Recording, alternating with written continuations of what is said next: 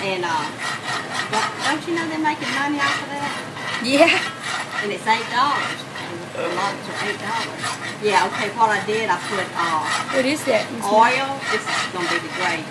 And I put oil in the bottom of the pan. Oil and then I got the oil hot.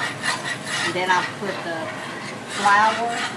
And I just kind of do the flour and the oil in proportion to, how much oil you got in there. Do the flour. I didn't make a lot this time because I've got a small skillet here. okay. And then after you brown your gravy, then you pour your That's just oil and flour right there? huh? That's all that is oil and flour so far? Yeah, this is just Wow. oil and flour. And then you pour your beef broth into it, 2 cans of beef broth, and you stir, keep stirring it, and then you add your salt and pepper and garlic powder to it, and you just cook it just a little while till it gets thickened. Awesome. What does the beef look like? The beef, what is it? The beef broth, Yeah. it's right there. Oh, there it is. Really? I didn't know it was that Yeah. simple. Yeah, it's simple to make. You just have to get 2 cans of beef broth. everything has to be just right, and you only learn that in time, practicing and experience. Okay. Because when I first started making gravy, I had some mess ups. You just have to learn how to get your grease just hot enough, and then put your flour in, and then you've got to get the flour get real brown, Okay. not burnt. Right.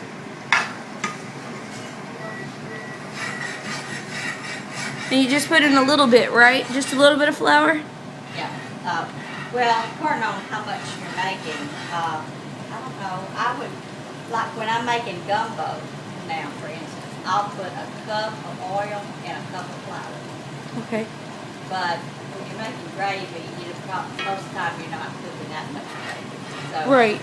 I would half it, but that's the proportion you use. If you use a cup of oil, use a cup of flour. Use half a cup of oil, half a cup of flour, or fourth a cup of oil, fourth a cup of flour. Okay. Y'all probably all y'all would need is a fourth cup. Okay. If you're just cooking for you and him. Okay.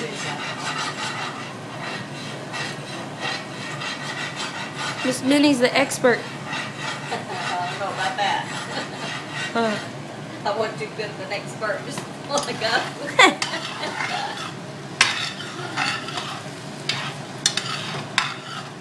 And the okra, you just add onions and bell pepper? Yeah, but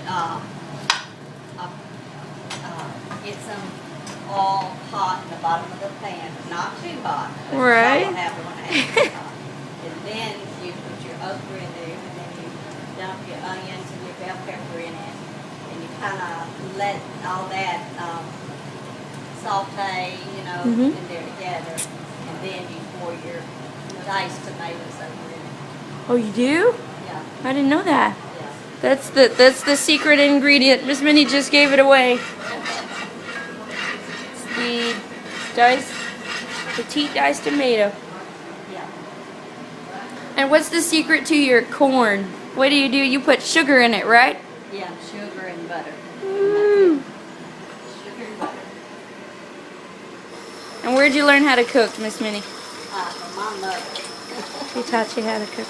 Actually, she never let me cook growing up. All I knew how to cook is barbecue chicken and potato chips.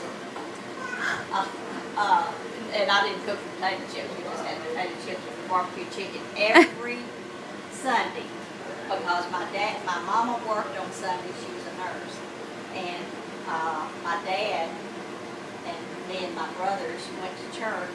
But what me and my dad would do in the mornings before we left for church, we'd get a chicken, a whole chicken, and we would put it in a pan in the oven and season it and everything, put it in a pan in the oven, and then pour barbecue sauce over it and cover it, and we'd put it it on by the time and we'd let leave to go to church. By the time we got home from church, it was ready.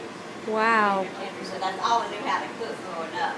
But I learned from her after I got married and started cooking on my own. I learned everything. Wow. When's the last time you cooked that barbecue chicken that you used to make? It's been quite a while. I bet it's yummy. My kids, my grandchildren, Marty and Zach, they love it. They love barbecue. I need to cook some more. Thank you, Miss Minnie.